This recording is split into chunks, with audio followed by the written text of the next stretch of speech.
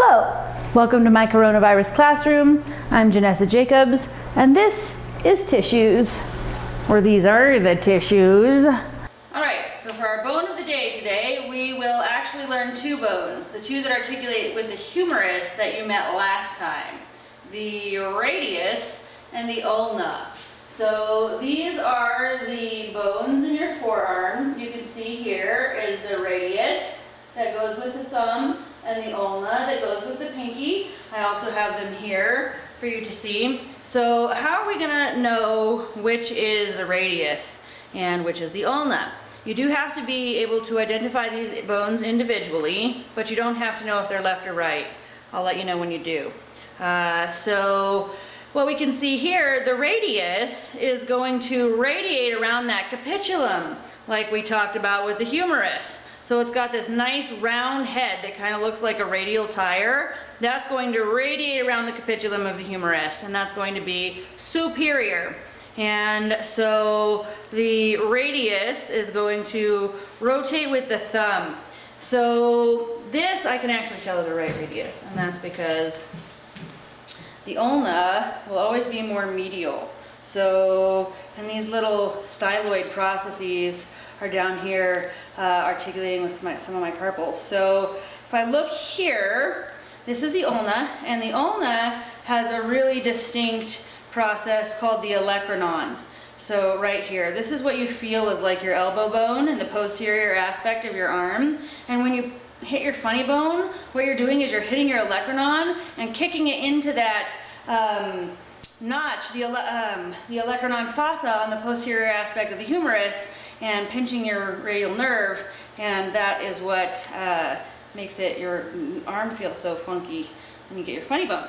So yeah, so what are the markings that we need to know? So for the radius, the head of the radius is that radial tire looking part. The shaft is the long part. The radial tuberosity is this little bump right here. The radial tuberosity is going to be the insertion point for your biceps brachii, and as you learned yesterday. And the styloid process is this pointy part down on the inferior or distal aspect of the radius. So styloid processes look like styluses. That's how I remembered it anyway. So that's the radius. How about my ulna? Okay, so the olecranon process is this part here, again, what you feel like your elbow bone. The trochlear notch is this part here. That's going to grab the trochlea of the humerus, as we talked about yesterday. Here's our styloid process. That's not the styloid process. Here's our shaft. Here's our styloid process down here. These two bones come together and articulate thusly in your forearm so that your radius can rotate around your ulna and cross over it to flip your hand. So if you're ever looking at a figure and the hand were to be in a position like this and pointing to the bone right here, how would you know which bone it was? Because you're looking at the thumb, and the bone is the radius, and it always moves with the thumb. So those are the bones of the forearm. Let's have a look at them and see how they articulate with the humerus. So yesterday we met the humerus, and recall we said this rounded kind of part here is the capitulum. So the radius is going to rotate around the capitulum, and your thumb then will move, and you'll do what's called pronation. So when you're in anatomical position, your radius and your ulna are parallel to each other, and then when you flip your radius over your ulna, it pronates your hand. So, and then here's our trochlea, here's our trochlear notch. So the trochlea is going to hook up with the trochlear notch like that. These two bones in the forearm go like that. When the trochlea, or when the ulna moves around the humerus, it allows for flexion of the forearm. When the radius moves around the humerus, it allows for pronation and supination. All right, so those are our bones of the day. What about our muscle of the day and our muscle meditation? So we will meet the antagonist to yesterday's movement, the triceps brachii. Triceps brachii are our forearm extensors. Thank you for your help. Oh, Kelly thank you. You were supposed to speak up and tell me. This is the whole articulated arm here. We can see how it works together. And so this is a left arm where I've got my humerus with my trochlea, ulna, trochlear notch, capitulum, radius. The head of the radius is going to rotate around that. So what I like about this is you can see when I rotate, it moves the thumb. So, thank you, Kelly. All right, you've been a great service. We'll see you again next time. Okay, so triceps brachii are the antagonist of the muscle we met yesterday, the biceps brachii. So, antagonist undoes the motion of the agonist. The agonist for the movement of forearm extension is the triceps. So that's its movement, as it extends the forearm. The antagonist, what undoes this? What's opposite of extending the forearm? Flexing. So the antagonist to triceps brachii is what we met yesterday. This is the antagonist to forearm flexion. What? It'll all make sense later. Let's just go ahead and do our muscle meditation. Okay, we're going to breathe in triceps brachii and breathe out extends forearm. And breathe in triceps brachii and breathe out extends forearm. And breathe in triceps brachii and breathe out extends forearm. And breathe in triceps brachii and breathe out extends forearm. And breathe in triceps brachii and breathe out extends forearm. And breathe in triceps brachii and breathe out extends forearm. And breathe in triceps brachii and breathe out extends forearm. And breathe in and breathe out. Come back to class. So, cells come together and form tissues. Tissues come together and form organs. Those are really cool because they're what gets all the stuff done. So, in order to understand our organs, we need to understand our tissues. We've got 4 basic tissue types in the body. Nervous tissue is the tissue that we find in our brain and our spinal cord and our nerves. Sensory receptors. It's going to be able to conduct electrical signals all around the body. Nervous tissue is super cool. Then we also have different types of muscle tissue. We've got skeletal muscle that moves the skeleton, and we've got cardiac muscle that moves blood through the heart as it moves the wall of the heart. And then we've got smooth muscle that moves whatever we can find in the organ. So it moves blood through blood vessels, smooth muscle moves food through your GI tract, and so on. Then we have what are called epithelial tissues. Epithelial tissues line things and they cover things. They form barriers between different environments. So this is actually what we're going to spend the rest of our lecture today talking about is our epithelial tissues. So what do these do? They form boundaries and and line things.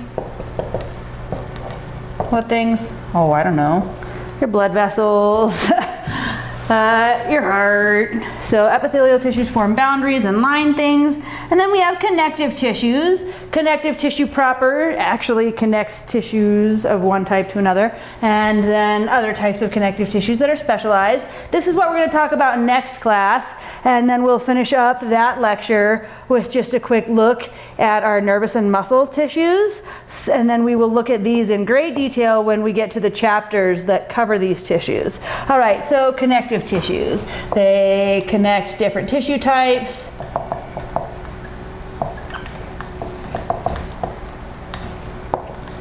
They offer support and protection. So we will talk more in great detail about these next class. All right, so epithelial tissues are what we're going to talk about today. And We're going to talk first about our characteristics of epithelial tissues. So these are all of the facts about epithelial tissues. And then we'll talk about the specific epithelial tissues that we have in the body, how we classify them, where we find them, what they look like, what they do. So characteristics. What are facts that all of our epithelial tissues share? What are things that they have in common? Well, they all display polarity. And what does that mean? So epithelial tissues display polarity. It means that they're sided. They have poles, like the Earth has a north and a south pole, different sides. Our epithelial tissues have different sides as well, and so we call those poles. And that's created because they have one side that's attached to the basement membrane and another side that's free. So that's going to be our second characteristic, is that our epithelial tissues are all attached to a basement membrane.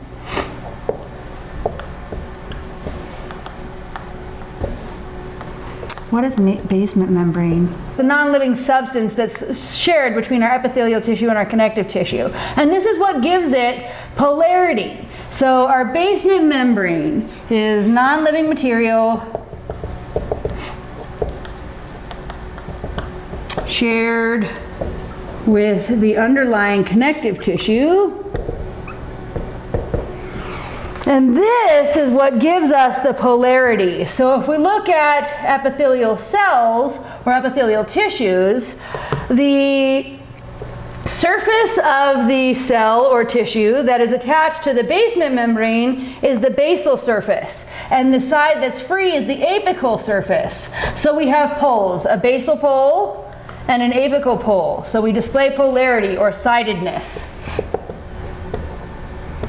And our apical surface, our apical side, the apical pole is free.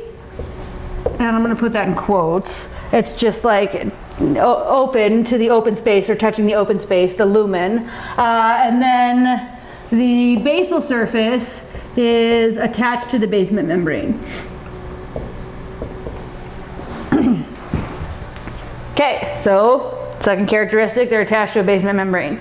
This basement membrane is this non-living substance that's shared with the underlying connective tissue. So that's the next characteristic of epithelial tissues, is that they are supported by connective tissues.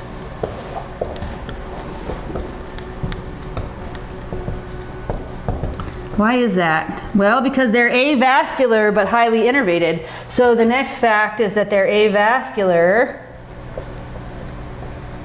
What does this mean? Without blood vessels. They don't have their own blood supply.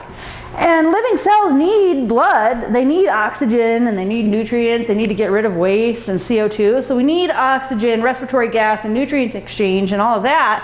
So how do epithelial tissues get that? By the connective tissue that's supporting them. So epithelial tissues, a fact or a characteristic about them is they're supported by connective tissues. And that is because they are avascular, lacking their own blood supply, but they are highly innervated. What does this mean? They've got sensory receptors. And why is that? Well, we said they form boundaries and line things. So if you form a boundary between environments, then you're going to need to be able to sense changes in the environment. So you've got sensory receptors that are going to allow you to detect those changes. So they contain no blood vessels of their own, but they do contain sensory receptors. And this, again, avascular means that they do not have their own blood supply.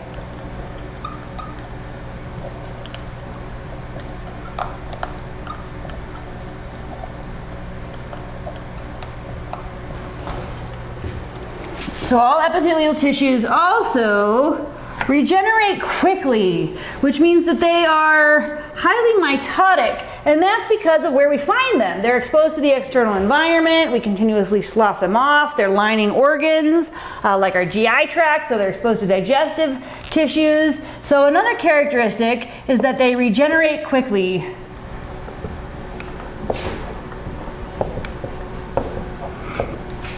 So we could say they are actively mitotic.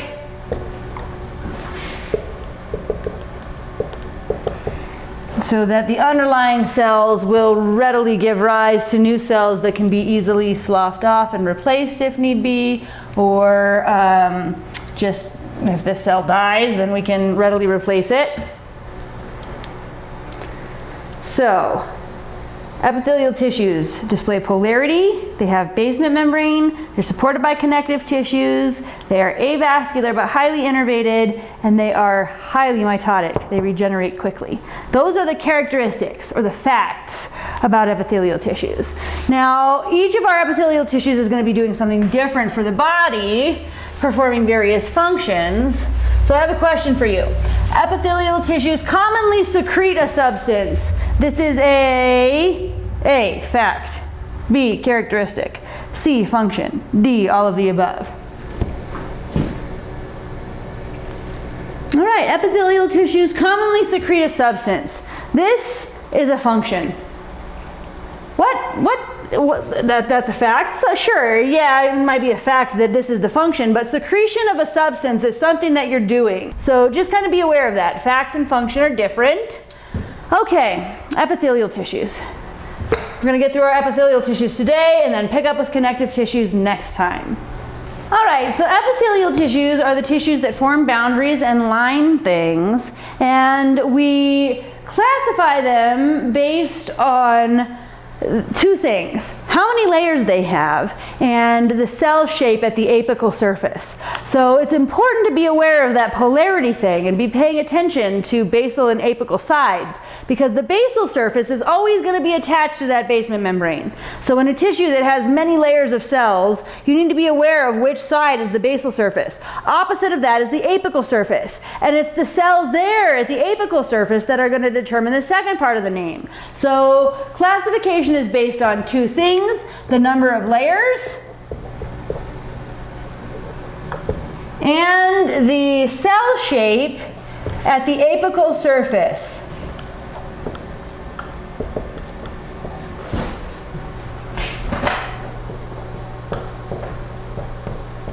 Okay, so if I am classifying a tissue based on the number of layers, I can either have one layer and be a simple tissue, or I can have two or more layers and be a stratified tissue. So that's the first thing. I'm going to classify based on number of layers, and in a simple tissue, I have one layer of cells attached to the basement membrane. And if I have two or more layers of cells attached to the basement membrane, I am stratified. So stratified means that I have two or more layers.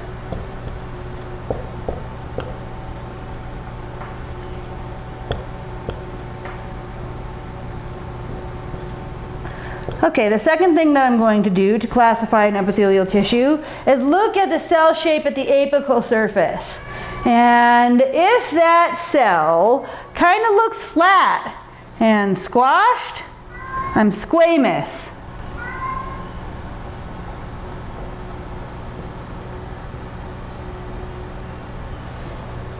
Now, if you look down at a squamous cell, it's going to look like a cuboidal cell because its nucleus is in the middle. But if you look at a squamous cell from the side, from a cross section, it's flat. So squamous cells are flat. They kind of look like if you look in your book, it kind of looks like an egg.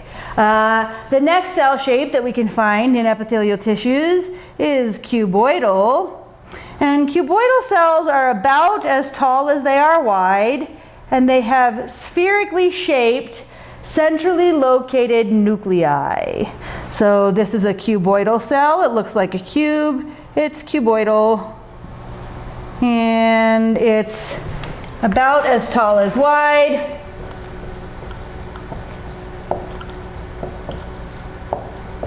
And what we can say here is that this is a spherically shaped, centrally located nucleus.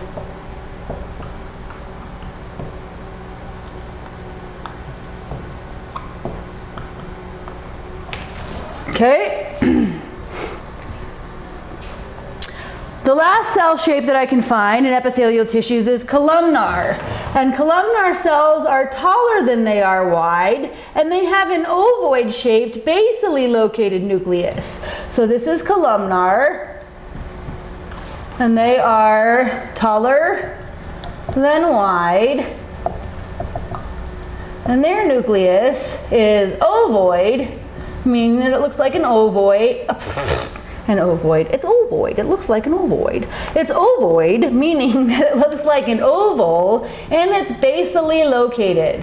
Why do I tell you that?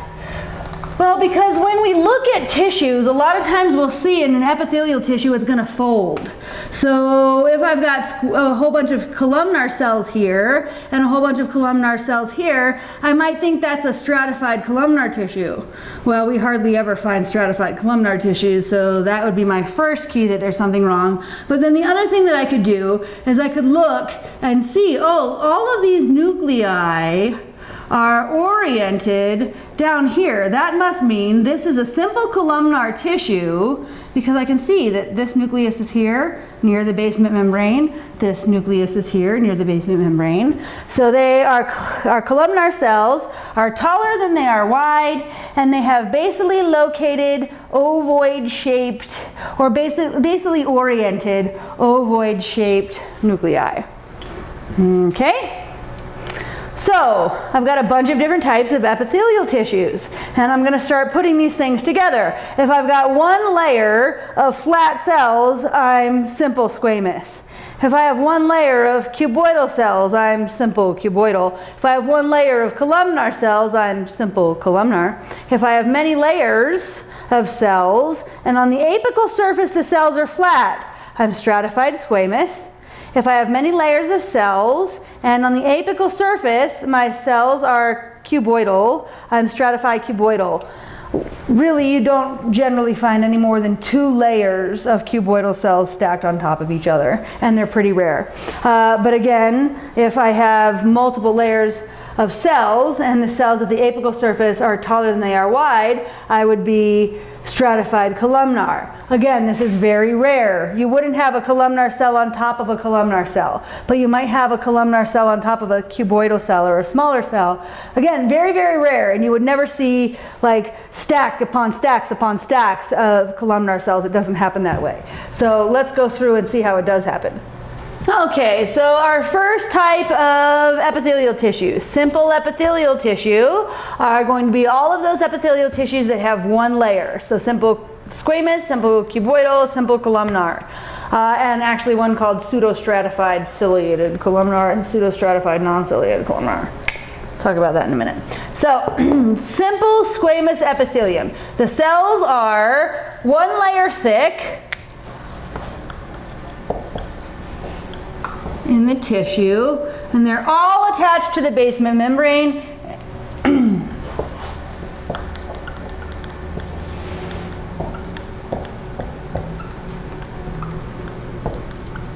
Okay, so we're one cell layer thick, and we're all attached to the basement membrane. And the functions of our simple squamous epithelial tissue, really the big unique function is going to be to allow for the rapid diffusion of materials.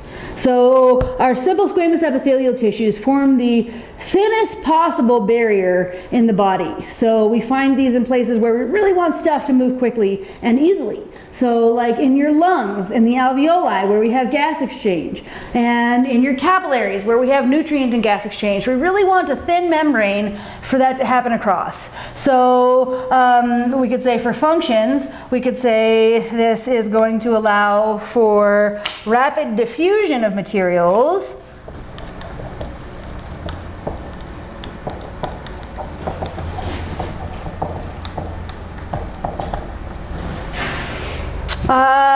Another function actually is that our simple squamous epithelial tissues can secrete stuff. What am I talking about? Our serous membranes that we talked about last time are secreting serous fluid into that cavity between the layers, the parietal and visceral layer. The serous membranes are made of simple squamous epithelial tissue. So they secrete, we could say, serous fluid. Why? Because an example of a simple squamous epithelium would be our serous membranes. Okay, quick quiz. Which cavity houses the organs that hold the serous membranes? Ventral cavity. Ah. What serous membranes do we find in the thoracic cavity?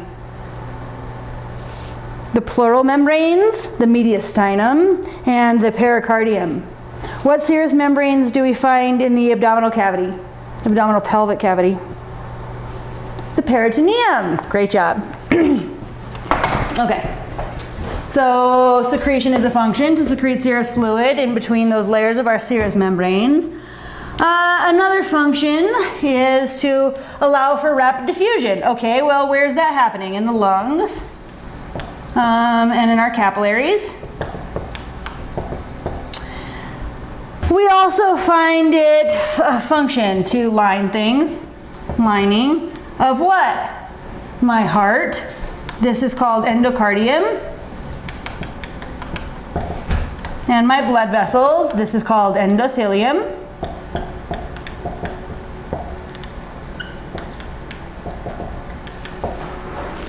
Another function will be to allow for filtration, which is the passive transport process where I push a fluid against a semi-permeable membrane. And we'll see in the glomerulus of the kidney we have simple squamous epithelial tissue, and that's going to allow for filtration. So for an example, we could say the glomerulus, or we'll say the renal corpuscle. And we'll talk more about that next semester.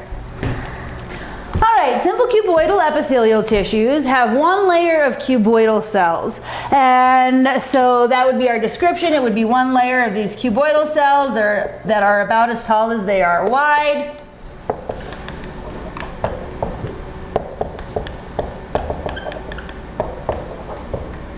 And the function for simple cuboidal epithelium is really to secrete and absorb. So we find simple cuboidal epithelial tissues making up a lot of our glands. So both endocrine and exocrine glands are going to contain simple cuboidal epithelium. So in the case of endocrine glands, we would secrete hormones, like the thyroid hormone is secreted by a simple cuboidal epithelium in the thyroid. In the case of your sweat, merocrine sweat glands have simple cuboidal epithelium that you can secrete through. Absorption, also actually secretion. In the kidney tubules, we have simple cuboidal epithelium where we're doing tubular secretion, which is pulling stuff out of the blood and concentrating in urine, kind of weird. But reabsorption there, where we're bringing stuff back through that cuboidal epithelium that we need from the urine. So really that's the big important function of our simple cuboidal epithelial tissues, is secretion and absorption. So if we're thinking about examples of where we find it, for our secretion, we could say our glands. We could also say that we do tubular secretion in the kidney tubules. We will also do some tubular reabsorption there in the kidney tubules, which is the simple cuboidal epithelium. All right, simple columnar epithelial tissues. We actually have two types of simple columnar epithelial tissues. Those that have cilia on the surface of their cells, and those that do not. Does anybody recall the function of cilia? It's to propel something along a cell surface, right? So the ciliated version we find in the respiratory tract, where we need to be able to propel mucus out of the respiratory tract. So it's simple columnar, so it's one layer of columnar cells. But now we either have a ciliated version or a non-ciliated version. And in the ciliated version, we can find this in the respiratory tract, where it secretes and propels mucus.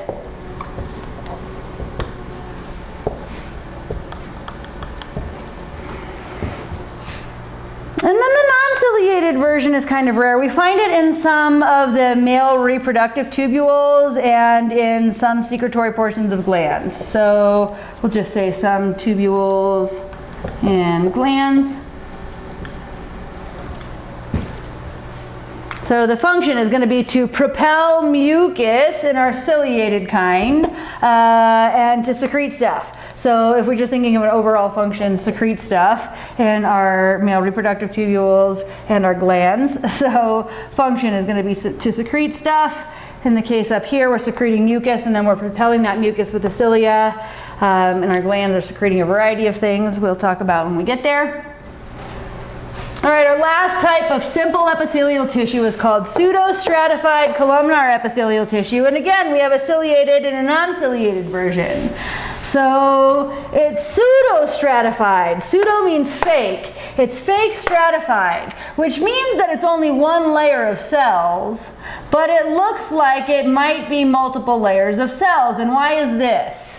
Because all of the cells are touching the basement membrane, so it's simple, but not all of the cells reach the apical surface, and their nuclei are located at varying distances away from the basement membrane. So it makes it look stratified, but it's not. So we could say this is a single layer of cells, all touch the basement membrane. Not all reach the apical surface.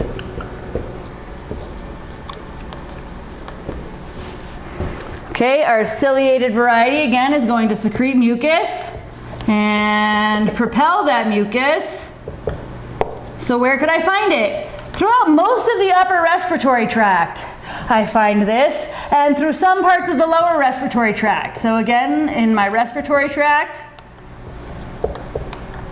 where I'm going to propel that mucus back to the pharynx where I can swallow it, so that if anything got trapped and if there was any debris or anything that I inspired, it can get trapped in that mucus and transported out of the respiratory system. And again, the non-ciliated version is pretty rare, and we find it in the male reproductive system and some secretory portions of glands.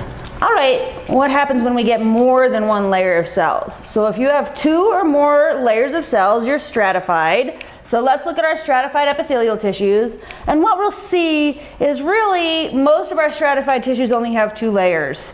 We've got stratified squamous epithelial tissue, comes in many, many layers because this is going to resist abrasion. So, but like stratified cuboidal, stratified columnar, really they're rare, and you would only ever see 2 layers of cells. And then our last type of stratified tissue, transitional epithelial tissue, is also quite stratified, like our stratified squamous epithelial tissues are. So our stratified epithelial tissues involve 2 or more layers of cells.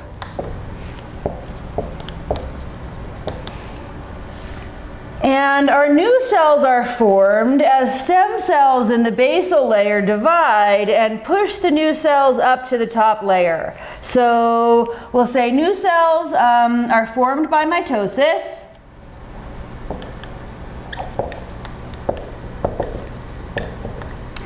And push up older cells to the apical surface. So that free surface that is facing the lumen or the external environment. Our basal cells are going to be the cells that are dividing by mitosis to push up our other layers of cells. So basal cells, we could say that in the basal layer we contain stem cells that readily divide by mitosis.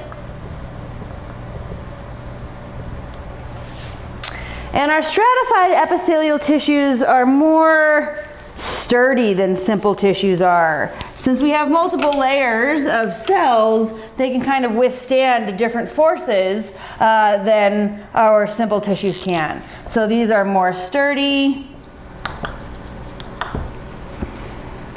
So our first type of stratified epithelial tissue then, if we're thinking about our number of cells and then cell shape on top, these tissues, stratified squamous epithelial tissues, have multiple layers of cells, but the cells on the top of the surface or on the apical surface look squamous. So they're all flat and squashed. And we've got a keratinized and a non-keratinized version. What does this mean? Well, what these tissues are doing is resisting abrasion. So you would see when you look at them that we've got lots and lots of layers of cells, and so because of that we can just readily slough off cells from the apical surface.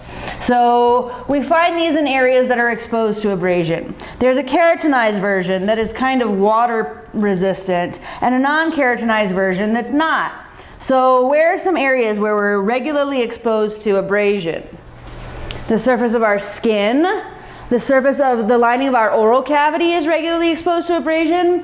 The lining of your esophagus is exposed to abrasion of the food as you're swallowing it. Your anus is exposed to abrasion. Not the planet, which is now called Uranus. And was that my first dad joke? No, you got a bone dad joke. Keep looking for them. So the keratinized version is going to be waterproof, and so this is what we find in the epidermis of our skin, where we need to be available to readily slough that off. The non-keratinized version lines the mucous membranes lines the kind of hollow organs that are exposed to abrasion, like your oral cavity, your esophagus, the rectum, the anus, and the vagina. So we could say our stratified squamous epithelial tissues are going to resist abrasion. The non-keratinized version is found in our wet areas. The keratinized version is kind of waterproof. Keratin is a waterproofing protein, so it's just like water resistant. So this is water resistant. We'll talk more about this when we get to the skin. It forms the epidermis of your skin. And then our non-keratinized version is what we find lining areas that still need to be not waterproof because they're secreting some kind of mucus. So in the esophagus and the oral cavity, the esophagus, the rectum, anus, and vagina. So this is in areas that we're secreting mucus, but we also need to be resistant to abrasion. Okay. Stratified cuboidal epithelial tissues are quite rare. So as are stratified columnar epithelial tissues. Because of that, I'm not going to have you write a whole bunch of stuff down. You don't have to identify them in lab or anything like that. So we're really just going to talk about them right now and then know that they exist rare in a few locations in the body, and then we'll move on to transitional epithelium. So stratified cuboidal epithelial tissues are again quite rare. They're found in some sweat and mammary glands. You'll see that we're going to talk about glandular epithelium in just a moment. So some of those contain stratified cuboidal tissues. Really, you don't get more than 2 cell layers, as I mentioned a moment ago. You also don't really see more than 2 cell layers in stratified columnar tissue. And it only gets the name stratified columnar because on the apical surface we have these columnar looking cells, right? You don't get columnar on top of columnar in a stratified columnar tissue. What you get is columnar on top of cuboidal. And again, it's going to be in some secretory portions of glands, glandular ducts, and some in the pharynx, some urethra. So pretty rare in the body. And usually we find these kinds when we're transitioning from one type of epithelial tissue to another. Again, only the apical layer is columnar. If you want to find out exactly what it looks like and where you see it, I don't have slides for it, so you can look in your lab atlas or just look them up online. And yeah, that's that. So our last type of stratified epithelial tissue is called transitional epithelium. And it's called transitional epithelium because the cells at the apical surface transition in shape depending on level of stretch of the organ. So the organ we're talking about is the urinary bladder, and the ureters also have transitional epithelium as well. Those are the only two places in the body that we find transitional epithelium, and it's stratified in lots of layers of cells. The lower layers all look more cuboidal. The apical layer looks cuboidal when your bladder's empty, but then as it starts filling, the cells start transitioning and they start to look more squamous. That's what makes it transitional epithelium. So in our transitional epithelium, what we could say is the cells at the apical surface transition in shape with distension of the organ, which is the fancy word for filling. So the cells at the apical surface transition in shape with distension of the organ.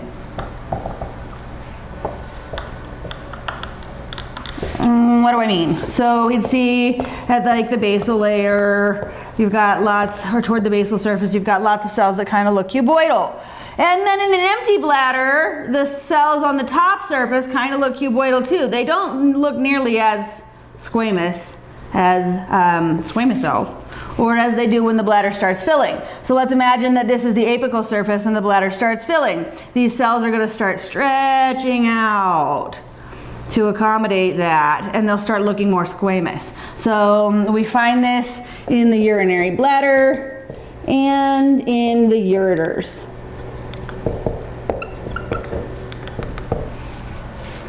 Okay. Epithelial tissues also form our glands. Glands are horribly important. We'll talk about exocrine glands of the skin when we get to the integument. We'll talk about endocrine glands next semester when we start the semester. And we'll talk about some exocrine secretions next semester as well. But right now, let's just finish up our discussion of epithelial tissues by first talking about our glandular epithelium, and then we'll talk about the epithelial tissues that we find lining and forming certain membranes. Okay, so glands are one or more cells that make and secrete an aqueous fluid called a secretion. Ooh. So glands secrete secretions. Interesting. Okay, how do we classify them? Based on the site of the product that they release, and then after we look at that, how big they are, what are they secreting, what's their structure like.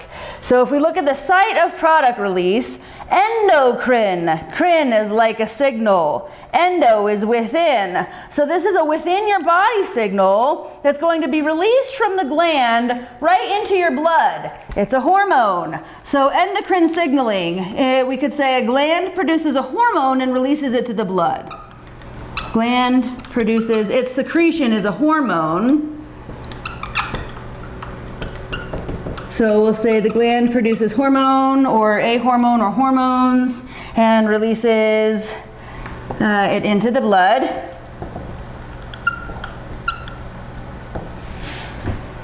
They are ductless glands. That's a key word you'll often see when you see endocrine glands. They are ductless.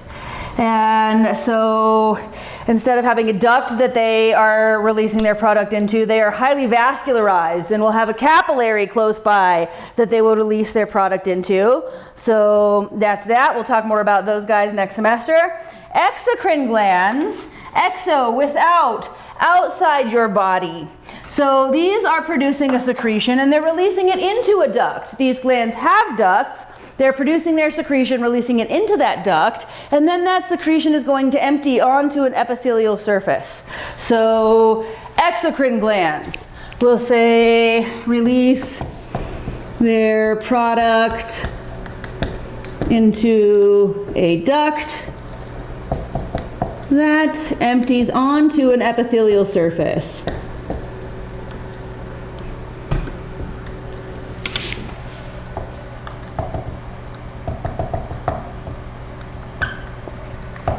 Okay. So So this is what we're going to talk about today, our exocrine glands and how we classify them. We don't talk about the structure of our exocrine glands a whole bunch other than this quick introduction to tube structure, duct structure, secretory structure. So we'll just talk about that real quick. There is a unicellular exocrine gland called the goblet cell. You find goblet cells all throughout tissues that you're secreting mucus. They produce this stuff called mucin that mixes with water to become mucus. So the picture you have in your book shows this goblet cell that's huge by like scanning electron microscopy, and it's great and colorful. In your tissues that have goblet cells, they actually are not great and colorful.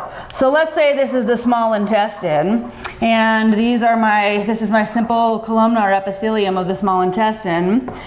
There would be goblet cells in here because my entire GI tract is secreting mucus. And how I would recognize the goblet cell is that the columnar cells in my small intestine are picking up dye, and so they're going to be really colored. Mucin doesn't really take up stain, so they might be a light pink or a light purple, but it's just like the faintest little bit of color. So unicellular exocrine gland, the goblet cell. It secretes this stuff called mucin that mixes with water to become mucus, so everybody just says that they secrete mucus. So you find them anywhere that you need to be wet. You find goblet cells in the epithelial tissues lining your respiratory cavity. You find goblet cells in the epithelial tissue lining your GI tract. So just anywhere you need mucus, you're going to have goblet cells. All right, what about multicellular exocrine glands? These are going to have two types of cells: secretory cells and duct cells. The secretory cells are making the product, and the duct cells are forming the duct. So let's just be aware of that. We've got to worry about the secretory portion and the duct portion, or our duct structure. So you can have, if your secretory portion of the gland is kind of enlarged, then they call that alveolar or acinar. So these cells here would be secreting some product into the lumen here that is going to be released into the duct. We'll look at duct structure in a minute. So alveolar or acinar is the name that we use for a secretory portion that's kind of enlarged like that. Now if your secretory portion looks more like this, then you're tubular. You look like a tube. So you produce your product here, release it into the lumen, and then the duct is going to be one of the things that we'll talk about in just a minute. So this is tubular. Totally tubular, dude. Man, I just dated myself. I wonder if any of you know the original Teenage Mutant Ninja Turtles. They're totally tubular. All right. How about duct structure? Well, we can have simple or compound. And in simple duct structure, your secretory portion doesn't branch. So you still have the same, it's still epithelial cells, but these epithelial cells are forming the duct, not secreting the product, and there's no branch. So this would be simple. And so I could stick an alveolar sac on the bottom of there and produce something that's released into this simple duct. I could stick a tubular end on the end of this and then just have like a tubular, simple tubular duct. So that's possible. Or I can have compound. And in a compound duct structure, what happens is my duct portion branches. So all of these cells are just forming the wall of the duct. They're not secreting anything, but they're branching. So now I'm compound, making things a little more complex. So you can just imagine this is formed by epithelial tissue. And again, I can stick a secretory portion on it that's enlarged, and then I'd be compound alveolar. Or I could stick a secretory portion on it that's tubular, and then I'd be compound tubular. Okay? So that's how we can see multicellular glands from the structural perspective. We'll talk about the functional perspective in a moment. Now, the thing about it is, if I cut this open, and I'm looking at a slide, I'm not gonna be able to tell the duct structure of the secretory, whatever I'm looking at. Why not? Because if it's compound and branching, well, how do I know if I'm cutting through here, or what I'm looking at? So you don't have to worry about being able to identify, oh, that gland is a simple alveolar gland. You don't have to worry about that part, but you do need to know this as a general rule for how we classify our exocrine glands, because they're epithelial structures, and we're talking about epithelial tissues. So, any questions? You can post them in the discussion page. All right, so you're going to see this over and over and over again. This is anatomy and physiology. So we're going to talk about structure, which we just did. And now we're going to talk about function. So how do these exocrine glands release their product into their duct? We've got three primary methods of release: merocrine, holocrine, and apocrine. In merocrine secretion, your secretory cells release their product by exocytosis. What does that mean? That's vesicular transport, right? Where they package their product into a membrane-bound vesicle that fuses with the plasma membrane and dumps to the external environment. So that's what merocrine secretion is. So we could say our secretory cells release their product by exocytosis.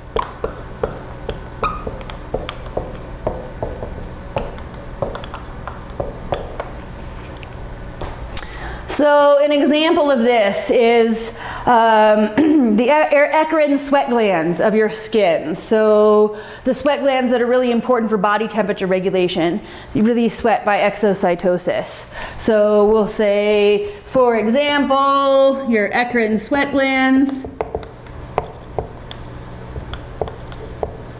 There's an argument out in the scientific community, or at least in textbooks, whether or not your other sweat glands called apocrine sweat glands are apocrine or eccrine by method of release. We'll talk more about that later.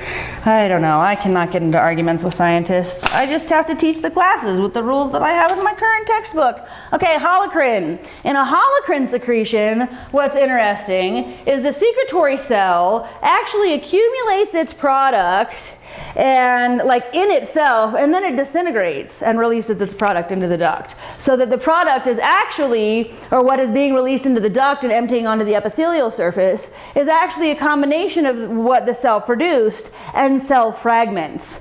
So holocrine, our secretory cells accumulate their product and then disintegrate into the duct. So they accumulate their product and disintegrate into your duct. Okay, so we really only have one great example of this, the sebaceous glands that make your hair soft and pliable. They produce this stuff called sebum that's nice and kind of oily, and they're producing sebum and collecting it in them and then just disintegrate into the pore, and then you have this kind of nice oily, lipid-rich secretion that's antimicrobial for some things, but not everything. So it can, you got a hair there, bacteria hops on, can be, it depends on who you're talking about, but gets in there and eats up that sebum and starts some kind of I don't know, delicious bacteria eating delicious sebum fest in there, and then a blood cell detects that there's an issue, and so then you have a little immune response, and then it fills with pus, and then you get a zit and it pops and it's disgusting. But now you're going to remember about holocrine secretion, right? Because that's how you get that nice sebum that makes your hair soft and pliable. Poor teenage boys. Testosterone, when they start growing all that facial hair, their holocrine glands in their face go crazy and they get all those crazy zits. Why am I telling you this big tangent? Because relevant examples make this stuff come together in a real life way. Gotta get used to it. Okay, apocrine. apocrine method of release is when the secreting cell is going to accumulate its product on the apical surface and then pinch off a little bud of it. What do I mean? What does that look like? So let's say this is my secreting cell, and the mammary glands are apocrine by method of release. So let's say this is milk. I'm going to produce milk up here at my apical surface, and then I'm just going to pinch off the bud. So it would just like fill with milk here, and then I just pinch it off and release a droplet of milk into the duct. So apocrine, we could say the secretory cell accumulates the product on the apical surface and then pinches a bud off into the duct. Secretory cell accumulates product on the apical surface and pinches off a bud. Or I'll just say it pinches it off into the duct. Which is different than exocytosis, because in exocytosis, sure, it's being released from the plasma membrane, but I'm not pinching off a part of the plasma membrane and everything I produced there. I am instead, in merocrine secretion, what I'm doing is producing my product, packaging it into a vesicle that gets shipped to the plasma membrane, fuses with the plasma membrane, and then dumps to the external environment. So here my plasma membrane would get bigger. Here my plasma membrane would get smaller. Fluid mosaic, pretty amazing. All right. Is that it? Can't be it. We'll finish up our other 3 tissue types next class. So jump ahead in your lecture, PowerPoint, and come to our covering and lining membranes. So we've got covering and lining membranes. Never mind, we're cutting there. Cutting there.